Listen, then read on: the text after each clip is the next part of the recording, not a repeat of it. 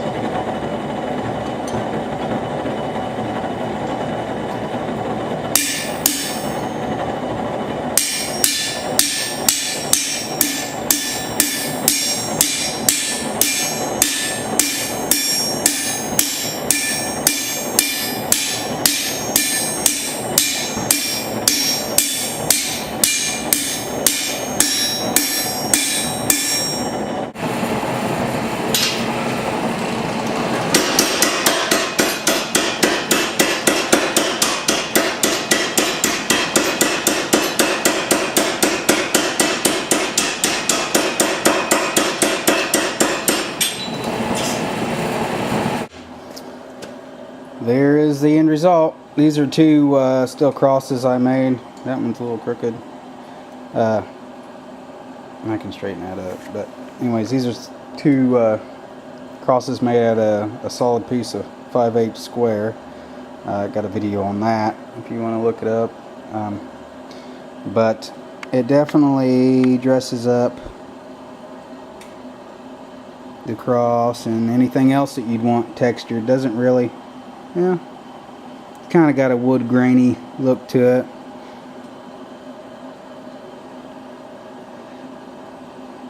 But I'm pretty happy with it. Powerhammer worked a lot better with it than the Anvil, but you could do it with an Anvil too. So don't forget to like this video and subscribe.